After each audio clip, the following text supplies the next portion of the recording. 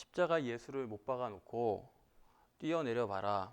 그러면 우리가 당신을 믿겠노라. 그렇게 외치고 있습니다. 예수님을 떠나서 사람을 못 박아 놓고 이렇게 뛰어내려 봐라. 우리가 믿겠노라. 전혀 동정 없이 이렇게 소리 지르는 것 자체가 얼마나 끔찍한 모습입니까? 이것 자체가 얼마나 큰 죄입니까? 그러나 사실은 예수님이 아니면 이런 일은 있지도 않았을 것입니다. 이렇게 십자가를 못 박아두고 다른 두 강도한테는 이렇게 말하지 않거든요. 예수님이기 때문에 이런 소리를 하는 것입니다. 이렇게 사람들이 욕하고 비난하고 자기 속마음을 가장 악한 부분을 다 드러내는 것도 예수님이기 때문에 이렇게 된 것입니다. 그러니까 이 장면 자체가 뭐 누가 나쁘고 누가 그런 게 아니고 하나님께서 이 모든 것을 설정을 하신 것입니다. 이렇게 되도록 이것을 통해서 하나님께서 우리에게 말씀하시고자 하는 것이 있는 것입니다. 성경에서는 죄에 대해서 많이 말씀하는데 성경이 말하는 죄의 근본은 하나님에 대한 범죄를 말하는 것입니다. 도덕적인 죄가 아닙니다. 이걸 우리가 헷갈리면 안 됩니다. 아간을 아시죠? 여호수아서에 나오는 아간이 전쟁통에 금 조금하고 은 조금하고 외투 한 벌을 가져다가 숨겼습니다. 그래서 그것 때문에 죽임을 당하는데 사실 전쟁통에 좀 물건을 갖다가 훔쳐놓은 거 그게 그렇게 죽을 죄는 아니지 않습니까? 그건 절도죠. 절도를 가지고 그렇게 돌로 쳐서 죽일 정도가 되느냐 이렇게 사람들이 궁금해하는데 정말로 아간은 진멸당해야 마땅한 것입니다. 왜냐하면 그것은 도덕적 범죄가 아니라 그 어떤 이스라엘 민족에게 공동체에 범한 그런 인간관계의 죄가 아니라 그 범죄의 근본을 들어가 보면 그것은 하나님에 대한 반역이고 우상숭배에서 기원했기 때문에 그것은 율법에 의해서 죽어 마땅한 죄가 되는 것입니다. 우상숭배라는 것이 아간으로 하여금 그렇게 금과 은과 외투 한 벌을 훔쳐놓는 그런 일들을 만들어냈다 는 것입니다. 도덕적 범죄라는 것은 인간이 우상숭배하면 자동적으로 따라오는 필연적인 결과예요. 그러니까 하나님에 대한 범죄가 따로 있고 도덕적인 죄가 따로 있고 그런 게 아닙니다. 인간관계의 죄가 따로 있는 것이 아니고 성경이 말하는 것은 한 가지입니다. 하나님에 대한 범죄, 우상숭배, 거기서부터 시작해서 인간의 모든 죄가 따라온다는 것이 성경의 죄에 대한 입장이에요. 이 우상숭배라는 것이 죄의 핵심이기 때문에 모든 죄의 근원이기 때문에 이 우상숭배론에 대해서 우리가 분명하게 알 필요가 있습니다. 우상숭배론에 대해서 우리가 분명하게 하지 못하면 최소한도 유대교든지 회교든지 기독교든지 유신종교를 말하는 것은 전혀 불가능한 거예요. 우상숭배에 대한 문제를 분명하게 하지 않으면 유일신종교라는 것은 성립 자체가 불가능한 것입니다. 아니 십자가에 예수님 죽은 얘기를 하고 있는데 도대체 우상숭배가 무슨 상관이 있길래 저렇게 전개를 하나 그렇게 생각이 드실 수도 있지만 이 우상숭배론을 알지 못하면 예수님을 십자가에 못 박은 그것을 우리가 아는 것은 전혀 불가능한 것입니다. 하나님께서 하나님의 백성들을 심판하시거나 혹은 징계하시는 이유는 하나예요. 우상숭배입니다. 구약 성경에 많은 이야기들이 있고 하나님의 심판과 징계가 나오는데 그걸 다 찾아 들어가면 결국에는 우상숭배 한 가지밖에는 없습니다. 그래서 이 우상숭배라는 것을 성경적으로 알기 위해서 우리가 두말할 필요 없이 우상숭배에 관해서는 10계명 중에 제2계명을 보면 됩니다. 10계명 중에 제2계명이 뭔지 아세요? 너를 위하여 새긴 우상을 만들지 말라. 하늘에 있는 것이나 땅에 있는 것이나 땅 아래에 있는 어떤 것이든지 만들지 말라. 우상을 만들지 말라. 그게 이제 제2계명인데 그 2계명을 해석하는 데 있어서 가장 중요한 말씀은 뭐냐면 그 앞에 나는 질투하는 하나님이다 라고 하는 그 말씀이에요. 질투하는 하나님, 하나님의 그 질투라는 개념을 가지고 생각을 하게 되면 왜 너를 위해서 우상을 만들지 말라는 그 말씀이 그렇게 중요한 건지를 우리가 쉽게 알 수가 있어요. 우상 숭배라는 게 왜 그렇게 죄 중에 절대적인 죄가 되는지 그 질투하는 하나님이라는 개념에서 우리가 깨닫게 되는 것입니다. 우리가 우선 알아야 될 것은 1계명이 따로 있고 2계명이 따로 있는 것이 아니다라는 것입니다. 1계명이 뭐냐면 나 외에 다른 신을 내게 있게 하지 말라. 그게 1계명이죠. 2계명은 너를 위해서 새긴 우상을 만들지 말라. 그 2계명이고. 그런데 원리는 이래요. 질투하는 하나님이라는 것은 제1계명을 전제를 하는 것입니다. 그러니까 나 외에 다른 신을 있게 하지 말라. 하나님 외에 다른 신을 두는 것을 하나님께서 질투한다는 것이죠. 따라서 그 1계명, 나 외에, 그러므로 하나님 없는 사람, 하나님을 잊지 않은 사람, 하나님 먼저 둬야 돼요.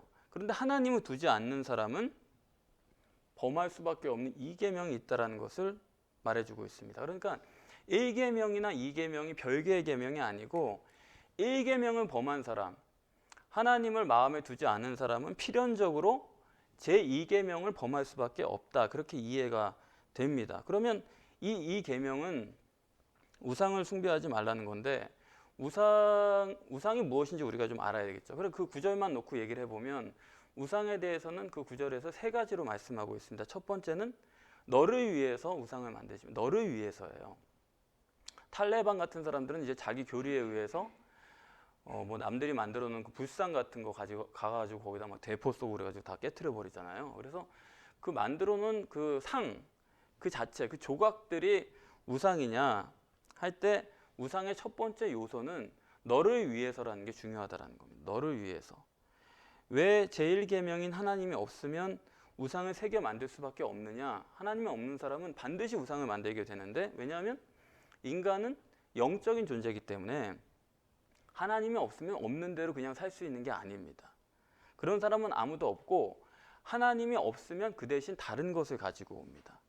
그 신을 왜 필요로 하냐? 그러면 너를 위해서예요. 그러니까 하나님이 없으면 자기를 위해서 또 다른 신이 필요합니다. 그 이기적인 이유 때문에 결국은 우상을 만드는 거예요. 그리고 두 번째는 새겨서 만든다고 했는데 그 말은 인본이란 얘기죠.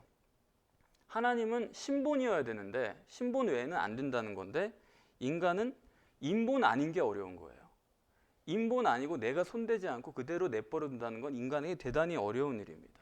그래서 창세기 3장에 뱀이 하와를 어떻게 미혹하느냐 하면 너 선악과를 따먹어가지고 하나님같이 되라.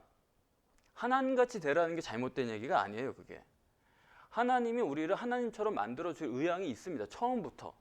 그런데 문제는 뭐냐면 선악과를 따먹어서 하나님처럼 만들어줄 의향이 하나님의 방법대로 있어요. 신본으로 만들어줄 의향이 처음부터 가지고 계신데 마귀는 너 방법대로 인본으로 하나님같이 되라. 그런 차이가 있는 것입니다. 그러니까 인본이라는 것이 그 우상의 두 번째 요소가 되는 것이죠. 그리고 세 번째 요소는 우상은 바로 보이는 것이다. 보이지 않는 것을 보이는 것으로 만들어내는 거예요. 보이는 것을 놓고 그것을 신이라고 지칭을 한다라는 겁니다. 그러니까 우상을 정리하면 하나님 없는 사람이 나를 위해서, 육신을 위해서 인본적으로 보이는 신을 추구하게 돼 있다. 그게 이제 우상론의 정립이라고 말할 수가 있습니다.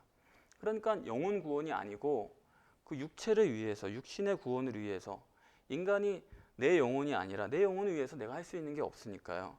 육신을 위해서 인본적으로 자기 힘으로 보이는 어떤 것을 만들어 놓고 신이다. 내가 원하는 필요를 채울 수 있는 그것을 신으로 만들어 놓는 것이 우상이다. 다르게 말씀드리면 하나님은 감지할 수 없거든요. 그 무감지의 하나님이 없는 사람은 없는 대로 살 수 있는 것이 아니고 영적인 존재이기 때문에 다른 신을 필요로 하고 눈에 보이는 어떤 인본적인 신을 추구해 나간다는 것입니다. 이것이 제1계명과 2계명이 별도의 계명이 아니고 하나로 연결되어 있는 그 이유예요. 다시 말하면 애가 그 아빠를 원하는 게 제1계명이죠. 쉽게 설명하면 애가 아빠를 원하지 않습니까? 하나님을 원하듯이 아빠를 원하는데, 그런데 아빠 말고 선물, 이렇게 되면 그거는 잘못되기 시작하는 거예요. 그걸 좀 더 극단적으로 얘기하면 어떤 사람들은 부모가 아니고 보험금 이렇게 해가지고 부모를 죽이기도 하지 않습니까? 그러니까 마찬가지로 하나님이 아니라 신 자신이 아니라 하나님의 신의 능력과 그 결과물을 원하는 게 우상이에요. 우상을 그렇게 이해하는 것가 맞습니다. 뭐 새겨진 조각 그게 문제가 아니고 그게 흉하다는 게 아니고 하나님 자신이 아닌 하나님의 능력, 그분이 만들어낸 결과물만 원하는 것이 바로 우상입니다. 그게 절대적으로 중요한 이해예요. 인간이 어떤 존재냐? 인간은 늘상 제가 말씀드리지만 가시적인 결과만 중요시하고, 그리고 치명적인 약점이 그 가시적인 결과만을 기준으로 가지고 있어요. 눈에 보이지 않는 것은 가치롭게 여기질 않고 눈에 보이는 것만 가지고 모든 것을 판단을 합니다. 그리고 또 선악과를 따먹은 인간의 그 속성이란 것은 철저하게 이기주의적이죠. 하나님도 없고 누구도 없는 거예요. 따먹고 보는 겁니다. 나를 위해서. 그게 바로 인간의 속성이에요. 가시적인 결과만 중요시하고, 그리고 이기적인 속성을 가진 것이 인간이고, 그런 인간이기 때문에 하나님이 없을 때는 하나님 대신 다른 무언가를 숭배할 수밖에 없는 게 인간입니다. 그래서 인간이 궁극적으로 무엇을 원하느냐 하면, 지금 오늘 본문에 증거하는 대로 본문의 사람들이 지금 메시아가 어떻게 바랍니까? 메시아에 대해서 자기 그림이 있어요. 자기가 생각하는 메시아가 있습니다. 우리말에 뱁새가 황새 따라가다가 어떻게 된다, 그런 구절이 있잖아요. 인간이 생각하는 메시아상, 어떤 뱁새가 아닌 황새 같은 그런 메시아상이 있습니다. 그래서 사람들이 다 어떻게 생각하냐 하면, 가시적인 결과를 바라고, 그리고 이기주의적인 인간은 누구도 안 그런 사람이 없이 십자가에 달려있는 그분에게 내가 믿을 만한 깜짝 놀랄 만한 사건을 보여달라. 십자가에 달려있는 그 사람에게 그것을 요구하는 것입니다. 누구나 할 것 없이. 그래서 지금 매달려 있으니까 제일 중요한 건 지금 매달려 있으니까 지금 내려오라는 거예요. 그걸 보여주면 내가 믿겠다. 그걸 원한다. 그게 인간이라는 것입니다. 지금 네가 십자가에 죽지 않고서 내려오기만 하면 내가 메시아로 믿겠다. 이 상황에선 그게 최고라는 거죠. 그런데 이게 유대인만의 이야기는 아니에요. 그것을 본문이 어떻게 말하고 있냐면, 누가 그런 말들을 하냐면, 행인, 지나가는 사람도 똑같은 생각을 하고, 제사장도 종교인도 똑같은 생각을 하고, 신학적인 전문가인 서기관도 똑같은 생각을 하고, 이 장로들, 모든 사람의 대표죠. 모든 사람의 생각을 반영하는 이 장로들도 똑같은 생각을 하고, 심지어 강도들까지, 강도들이 거기 매달려가지고 자기도 매달렸으면서 예수님한테 그런 걸 바랄 이유가 도대체 뭐예요? 거기 강도들까지 똑같은 생각을 가지고 있습니다. 내려와 봐라, 그러면 믿겠다. 그러니까 이건 뭐냐면 한마디로 법칙이고, 이건 진리입니다. 모두가 그렇게 생각한다. 아담의 후손은 어느 누구든지 간에 가시적인 결과가 절대고 이기적인 존재이기 때문에 이건 당연한 거예요. 십자가에 매달려 있어도 내려와 봐라, 그러면 믿겠다. 그걸 지금 모두가 바라고 있다는 것입니다. 그러니까 황새, 내가 그려놓은 황새 아니면 못 믿겠다. 뱁새로서는 내가 그런 메시아는 못 믿겠다. 그런데 황새 메시아면 믿는다고 그렇게 사람들이 얘기를 하지만, 그 황새라는 것이 결국 어떤 거냐? 오늘 본문 35절에서 그것을 말해주고 있죠. 겉옷이라고 했는데, 이 겉옷이라는 것으로 이 성경 말씀은 기가 막히게 그것을 상징하고 있습니다. 35절에 보면 어떻게 보면 참 비정해요. 아니, 십자가에 못 박혀 있는 사람을 두고 그 사람이 옆에서 죽어가는 신음소리가 다 들리는 그 시간에 옷을 나눠 가지겠다는 겁니다. 중요한 것은 옷이라는 거예요. 인간은 이렇다는 겁니다. 사람이 죽어가는 그 순간에도 옷이 중요한 거예요. 옷은 메시아는 아니죠. 옷에 관해서는 신학적으로 우리가 사고할 것이 많지만, 오늘 본문에서는 옷이 뭡니까? 옷은 메시아의 능력을 상징하는 것입니다. 우리가 앞서 생각한 그 우상이라는 게 바로 이 옷입니다. 인간이 어느 정도냐? 옷을 원한다는 거예요. 옷만. 가시적인 결과가 절대고 이기적인 게 절대고, 그렇기 때문에 이걸 간단히 성경에서는 옷이라고 말했습니다. 그리고 그 옷을 제비 뽑는다. 왜 제비를 뽑을까요? 누가 가질 거냐에 대해서 타협이 안 된다는 겁니다. 그러지 말고 자네가 가져. 그런 게 없다는 거예요. 서로 갖겠다는 거예요. 그래서 하는 수 없이 재간 없다. 누가 가질 건지 제비 뽑자. 여기서 지금 제비 뽑는다는 것은 양보는 전혀 불가능하다. 무슨 말씀이냐면 아담의 후손은 인간은 가시적인 결과와 이기적인 존재이기 때문에 이게 절대이기 때문에 바로 그것을 간단하게 옷의 제비 뽑는다. 십자가에 매달린 그분 앞에서 옷의 제비 뽑는데 혈안이 되어 있는 게 바로 인간이라는 것을 말하는 거예요. 그러니까 이것은 메시아 자신이 아니고 인간이 원하는 것은 결국 옷이다. 그것을 성경은 말하고자 하는 것입니다. 하나님이 아니라 하나님의 능력이요, 아빠가 아니라 아빠의 선물이다. 그게 인간이다. 이렇게 말하는 겁니다. 여러분들은 아이들이 자꾸 선물 사갖고 가면 진짜 애들이 기뻐할 거라고 생각을 하잖아요. 애들이 선물 사갖고 보면 아빠를 기다릴 거다 그렇게 생각하지만 아니요. 선물 자꾸 사갖고 가면은 애들이 아빠를 기다릴까요? 선물을 기다릴까요? 우리가 이 점을 깊이 생각해야 됩니다. 무슨 착각을 하냐면 정말 메시아가 황새라면 나는 믿겠다. 그렇게 사람들은 믿을 거다. 그렇게 생각을 하는데 인간을 모르면 우리가 그런 소리를 할 수가 있는 겁니다. 아니 황새면 믿을 것 같으세요? 정말 황새면 믿나요? 아니 이스라엘 백성들이 출애굽해가지고 10가지 재앙을 거의 다 체험하고 아주 몸으로 체험하고 홍해를 마른 땅으로 건너고 그리고 낮에는 구름기둥 밤에는 불기둥 그 아래서 만나를 먹었습니다. 아니 어떻게 하나님을 더 황새처럼 더 위대하게 보여줄 수가 있습니까? 아니 어떻게 하나님이 어떤 옷을 더 그들에게 더 해줄 수가 있습니까? 구름기둥 불기둥 밑에서 만나를 먹었다니까요. 그런데도 그 만나를 먹으면서 그들은 금송아지를 만든 거예요. 아무리 황새로 하나님이 자기를 계시해 주어도 인간은 금방 자기 필요에 의해서 거기서 다른 것을 만들어낸다라는 것입니다. 지금 오늘 본문의 이 사람들도 메시아가 어떤 분인지 그들이 대망했습니다. 간절히 바라고 연구했습니다. 그래서 적어도 이사야서를 기반으로 해가지고는 오실 메시아는 완전한 하나님이고 완전한 인간이다. 거기까지 정립이 된 사람들이에요. 그걸 분명히 알면서도 눈앞에 오신 메시아를 놓고서 또다시 화끈한 것을 보여달라. 그렇게 말하고 있는 거예요. 그러니까 사실은요. 황새면 믿을 것 같지만 그러나 황새면 더 못 믿습니다. 아이들에게 어마어마한 선물을 사줄 때와 그리고 영 시원치 않은 선물을 사줄 때 그 둘이 있을 때 여러분 어떨 것 같으세요? 선물이 좋으면 좋을수록 아이의 관심은 아빠에게 가 있어요. 선물에 있어요. 이 점은 우리가 깊이 생각을 해야 됩니다. 애들이 좋아하니까 그냥 사주면 괜찮은 줄 아십니까? 그런 게 아니에요. 지금 유대인들은 예수님을 보면서 답답한 겁니다. 당신 메시아인 줄 우리가 믿고 싶다.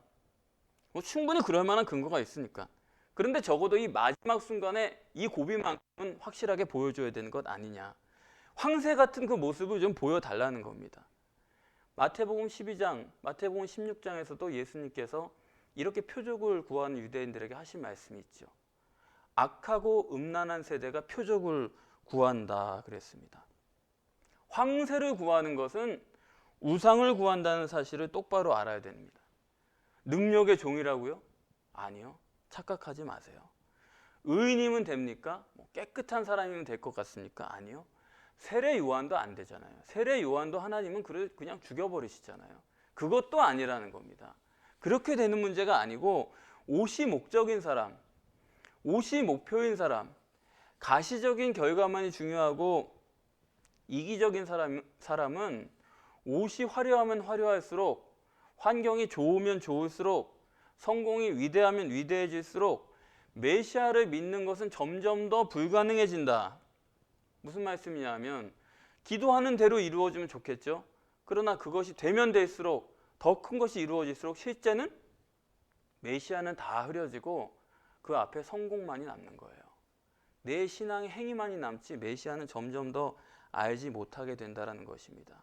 그러면 옷이 황새면 황새일수록 메시아 자신을 있는 그대로 믿는다는 것은 불가능하다.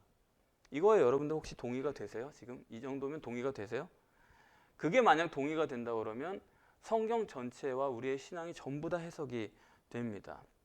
왜 전능하신 하나님께서 이 땅에 한 번 태어나시면서 구유에서 나시고 그리고 저 시골인 나사렛에서 성장하시고 그 외진 갈릴리 그 북쪽 흑암의 땅이라고 불리는 그곳에서 비실비실 다니고 그냥 좀 백마를 타고 확실하게 나타나가지고 전능성을 나타내면서 화려하게 좀 오시지. 지금 오늘 본문에서도 왜 좀 십자가에서 좀 확 내려오셔가지고 내려오면 믿겠다고 그러는데 그 내려오면 믿겠다고 희롱하는 그 사람들 확 내려와가지고 뭐 저라면 그러겠어요. 하여튼 저 같으면 내려갈 것 같아요. 가서 EV 치고 뭐 다시 한번 말해보라고 피를 튀기고 그 다음에 다시 올라가가지고 죽어도 상관없잖아요. 죽을 때 죽더라도 도로 올라가면 되는데 아니에요. 여기선 가장 초라하신 모습이 사람들이 메시아를 진짜로 믿을 수 있는 최선의 길이다. 이거 우리가 알아야 됩니다. 화려한 메시아, 황새 같은 메시아, 그게 하나님을 잘 알게 되는 길이 절대 아니에요. 메시아는 가장 초라한 모습으로 오시고 그것을 믿을 때 그게 진정한 믿음이 되고 메시아를 바로 알 수 있는 길이 되는 것이지. 그래서 이사야서 53장에서 예수님을 표현할 때 흠모할 만한 것이 하나도 없는 육신을 가지고 오셨다. 예수님은 외모로는 전혀 볼 게 없는 사람이었다. 외모부터가 메시아답지가 않았다라는 겁니다. 그리고 히브리서 6장 4절 5절에 보면 거기 보면 예수 믿으면서 체험해 볼 수 있는 가장 좋은 것들은 다 써놨어요. 하늘의 은사를 맛보고 말씀의 그 깊은 진리를 깨닫고 성령에 참여한 바가 되고 아니 그런 걸 다 체험했는데 그러면 그럴수록 점점 더 예수를 믿는 것이 불가능해지더라. 그거 히브리서에서 말하고 있습니다. 어떻게 된 겁니까? 그러니까 하나님이 원하시는 것은 뭐냐? 하나님은 하나님을 믿는 사람을 원해요. 그런데 하나님 자신을 원하는 사람을 원하시는 것이지 하나님의 옷을 원하는 사람은 아닙니다. 성경에 왜 그렇게 천국에 대한 얘기가 자세히 나와 있지 않느냐? 천국에 대해서 얼마든지 쓸 수 있어요. 자세하게. 한 곳만 대이면 됩니다. 그런데 왜 천국에 대한 얘기를 하지 않느냐? 그거는 천국이 좋아서 하나님을 믿는 걸 원치 않기 때문이에요. 천국이 가고 싶어가지고 예수 믿는 걸 원치 않아요. 하나님은. 예수가 좋아서 천국을 가기를 원하는 거지 천국을 바라보면서 무엇을 얻기를 원하는 것은 하나님은 원치 않는다. 그러니까 하나님은 하나님이 주시는 능력과 결과물과 하나님의 옷을 원하는 사람이 좋은 게 아니라 그런 거 다 없이 하나님만 원하는 사람, 그런 믿음을 말하고자 하는 것입니다. 여러분도 여러분의 자녀가 만약에 아빠야 어떻든 간에 아버지의 유산이나 물려받았으면 좋겠다, 그런 자식이 있다. 여러분 어떠시겠어요? 그런 자식이 있다면 여러분 좋으시겠어요? 한번 어떤 책을 읽으니까 유명한 스님이 쓴 책인데 거기 보니까 그런 얘기를 하더라고요. 우리 기독교에 대해서 말을 하면서 아니 자기 백성을 사랑한다는 신이 자기를 믿지 않는다고 그 사람들을 다 지옥으로 보낸다는 게 그게 말이 되느냐? 당체 이해가 안 간다. 그렇게 말하는 것을 봤는데 그걸 읽으면서 참 사람이 성경을 모르면 정말 저렇게 부족해지는구나. 그걸 나는 느꼈어요. 여러분 사람이 자기 자식이 있다고 한다면 그 사람이 아버지를 원하는 자식이어야 되겠습니까? 아니면 단지 그의 유산만을 원하는 자식이어야 되겠습니까? 정말 나는, 여러분은 그러세요? 나는 뭐 애비를 원하든 안 하든 뭐 얘는 그냥 돈만 많아가지고 유산만 많아가지고 나중에 잘 살면 된다, 그런 자식 되면 되겠다, 뭐 그렇게까지 여러분 그렇게 생각을 하십니까? 그렇게 살면 그게 그 자식에게 그게 복이 되고 행복이 되는 거예요? 하나님 아버지께서는 자식에게 그런 걸 원하는 게 아닙니다. 자식에게 주는 물질보다 유산보다 어떤 혜택, 신령한 은사보다도 하나님 자신이 더 중요한 거, 그 관계가 소중한 거예요. 성경에서는 하나님을 아버지로 묘사하고 있고 예수님을 아들이라고 말하고 있는데 결국 성경을 읽어보면 메시아 아들 예수님과 결혼할 신부를 찾으시는 것이 아버지 하나님의 마음입니다. 하나님은 의인을 찾으시는 게 아닙니다. 하나님은 아들 메시아와 결혼할 신부를 찾으시는 거예요. 그러면 여러분들이 만약에 아버지라면 혹은 여러분들이 신랑이시라면 어떤 신부를 얻고 싶으세요? 그 신부가 나에게는 전혀 관심도 없고 내 옷에만, 내 돈에만, 내 학력이 얼마고 지위가 얼마고 그것 때문에 결혼하려는 사람이 있다. 그것 때문에 신부가 되려는 사람이 있다고 한다면 여러분은 그 사람을 맞이하겠습니까? 맞이한다고 해도 그 마음이 그렇게 행복하지 못할 거예요. 그러니까 성경이 말하고자 하는 것은, 성경의 구원은 제가 보기에는 하나도 이상할 게 없어요. 사도 바울은 그걸 뭐라고 말했냐면 고린도후서 11장 2절에서 하나님께서는 정결한 처녀를 원한다, 그렇게 표현을 했습니다. 정결한 처녀가 뭐냐? 정결한 처녀라고 해도 자꾸 사람들이 죄에 대해서 모르게 관심이 많아가지고 정결한 처녀는 죄가 없고 뭐 흠이 없고 그런 사람으로 자꾸 해석을 하는데, 세상에 죄 없는 사람이 어디 있습니까? 질투하는 하나님은 이렇습니다. 정결한 처녀란 뭐냐? 오직 신랑과 결혼하겠다는 그 여인, 그게 정결함이에요. 다른 건 다 필요 없고 오직 신랑인 메시아만, 그게 전부인 여자가 정결한 여자예요. 그래서 실제로는 다른 남자를 좋아해요. 그러면서 이 사람을 좋아하면서 이 사람과 결혼해가지고 뭐 내가 어떻게 돈만 갖고 애정은 저축하고 하고 이렇게 이중 생활하려고 하는 그런 사람이 있다고 한다면 그거는 제2계명, 그 질투하는 하나님, 그리고 우상을 만드는 그런 행위가 아니겠습니까? 그러니까 성경이 뭐가 잘못된 거예요? 성경이 하나님을 사랑하는 사람을 구원하겠다고 하는 게 뭐가 잘못된 거예요? 전혀 잘못된 게 없죠. 하나님을 사랑하지도 않고 옷만을 사랑하는 그 사람은 그거 벌써 그게 구원이 아니에요. 그게 벌써 그 마음이 그거는 천국이 아닙니다. 그러니까 성경이 말하는 가장 완전한 논리예요. 구원이라는 것은 그렇게 확실합니다. 정결한 처녀라는 것은 신랑만 원하고 다른 것은 원하지 않고, 그러니까 얼마나 정결해요. 얼마나 깨끗하고 깔끔합니까? 그래서 구약 성경을 하나님의 그 구원사적인 역사로서 설명을 해보면 구약 성경은 전부 다가 신부 수업을 하는 겁니다. 아들 메시아와 결혼할 수 있는 그 자격자를 만들어가는 과정이고 그런 여자를 찾아가는 과정이에요. 그 출발은 어디냐 하면 아담의 후손에서부터.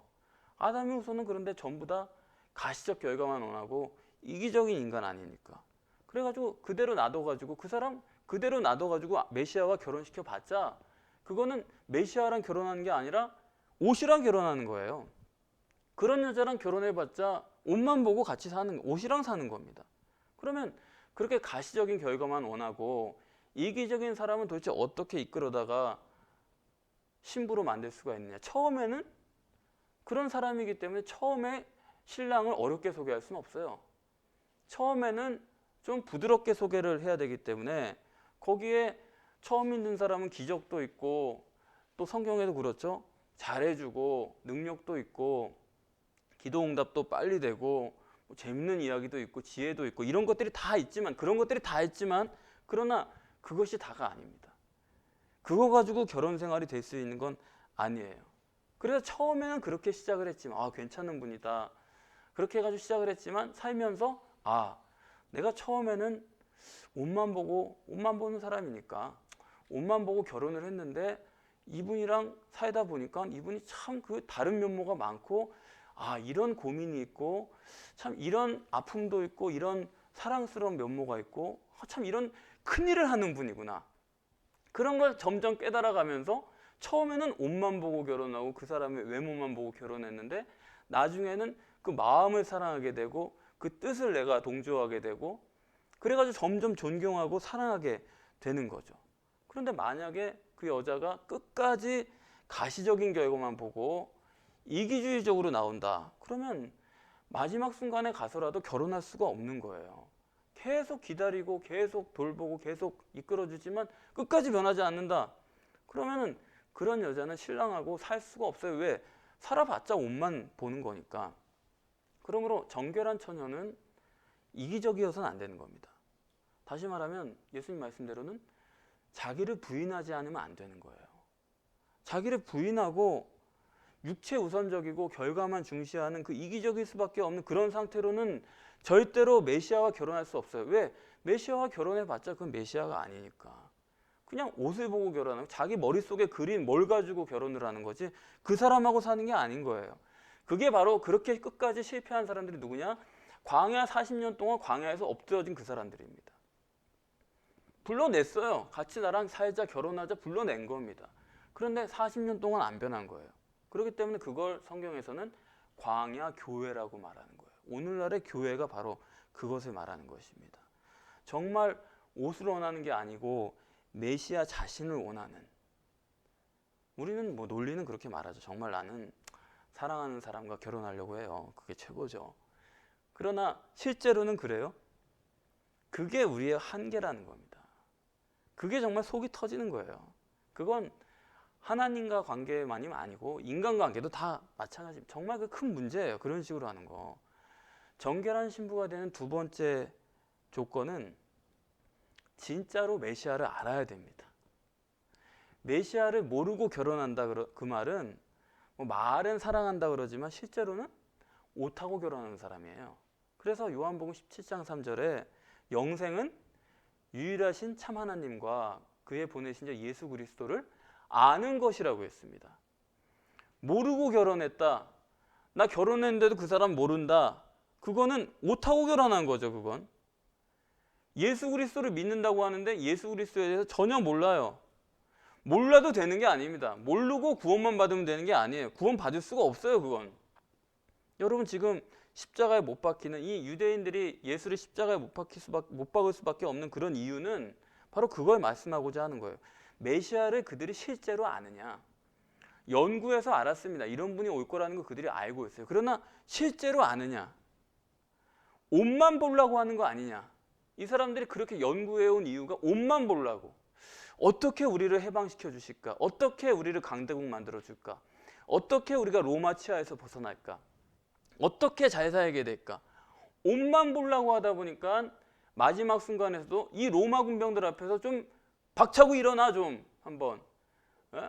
우리를 살려줄 거면 우리 구원해 줄 거면 이 로마 치하에서 이 마지막 결정적인 순간 이거는 뚫고 내려와야 그 메시아지. 그거 뭐 거기서 잡혀 죽으면 그건 메시아 실격이지 뭐.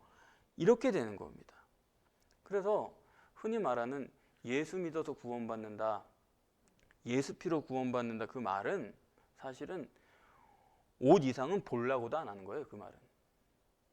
나는 예수 믿어 천국 갈 겁니다. 그러고 끝내는 사람은 옷 이상은 나는 원하지도 않아. 그걸 다른 말로 우상이에요. 우상. 예수 이름만 들먹였지 그걸 우상이라고 말하는 것입니다. 여러분 가시적인 결과만 눈에 보이고 이기적인 마음을 가지고서는 메시아가 어떤 모습으로 오셔도 그 메시아를 만나볼 수가 없어요. 옷밖에 볼 수 없는 겁니다. 육적인 이기적인 마음으로밖에 보지 못하기 때문에 어떻게 메시아를 알아봅니까? 그건 불가능해요. 여기 지금 유대인들만이 아닙니다. 저나 여러분이나 다 마찬가지예요. 가시적인 결과만 바라보고 이기주의적인 마음을 가지고서는 절대로 메시아를 알 수가 없다. 그것이 지금 본문이 말하는 것입니다. 그래서 사람들이 뭐 부활절을 앞두고서는 예수님이 고초를 겪으셨다. 감사하다. 그런 것 가지고 그런 정도 가지고 되는 게 아니에요. 어느 누구든지 그 가시적인 결과가 자기의 기준이고 이기주의적인 상태를 가지고서는 어느 누구도 메시아를 있는 그대로 보는 것은 불가능합니다. 절대로 불가능해요. 흔히 정권의 말기가 되면 사람들이 레임덕이라고 하죠. 레임덕이라고 그래가지고 저 사람들이 저렇게 변하는가? 그런 배신감을 느낀다고 그래요. 그런데 그거는 배신감 느낄 필요가 없어요. 그거는 정권 말기여서가 아니라 처음부터예요. 처음부터. 그걸 바로 알아본다고 그러면 처음부터 선거 캠프에 찾아온 그 사람들은 다 옷만 보고 온 거지. 거기에 뭐 누구를 알아보려는 마음으로 온 사람은 거기 아무도 없어요. 내 옷만 보고 온 거지. 그래서 옷이 이제 낡았으면 더 필요 없는 거죠. 그러니까 사람을 가지고 뭐 서운할 거 하나도 없어요. 그건 다 원래 그런 겁니다. 마찬가지예요. 그래서 우리가 교회 생활을 할 때도 절대로 사람 보면 안 되는 거예요. 절대로 목회자 봐서도 안 되는 거예요. 왜? 봐봤자 아무리 봤자 옷밖에 못 봅니다. 그걸 우리가 명심해야 됩니다. 그렇기 때문에 사람이 깨지지 않으면 영적 생활이란 게 왜 어려우냐? 나는 안 그럽니다. 베드로처럼 장담을 해도 아무 소용이 없는 거예요. 사람이 깨지지 않으면, 하나님 앞에 깨지지 않으면 궁극적으로는 신앙생활을 한다고 해도 가시적인 결과밖에 못 찾아가고 결국엔 이기적일 수밖에 없고, 그리고 나중에는 예수님을 떠날 수밖에 없는 겁니다. 그런데 예수님이 뭐 떠났다고 원망하느냐? 그건 아니에요. 예수님은 베드로가 배반했다고 베드로 한 번이라도 원망이라도 했습니까? 왜냐하면 당연한 결과거든요. 깨지지 않은 사람은 부인할 수밖에 없고 떠날 수밖에 없는 게 당연한 거예요. 그래서 저도 목회를 하면서 지금까지 해오면서 결론은 뭐냐면 관심 있는 거 하나밖에 없습니다. 저 사람 언제 깨질까?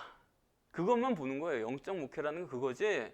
저 사람이 뭐 봉사를 하는지, 얼마나 알아들었는지, 뭐 어떻게 사는지, 나이가 뭔지 아무 관심도 그에 대해서 사실 그런 거는 그냥 기초적으로 관심이지, 그거를 뭐 중점적으로 바라보고, 아니요. 언제 깨지나 인간이, 언제 하나님 앞에 그대로 엎드려지고 그 눈꺼풀에 그것들이 다 벗겨져 가지고 있는 그대로 하나님을 보게 될 날이 오나, 그것만 관심을 갖는 거예요. 아간이라는 사람이 뭐 나빠서 그렇게 된 겁니까? 그냥 우상 숭배를 할 수밖에 없는 게 하나님이 만드신 인간의 설계입니다.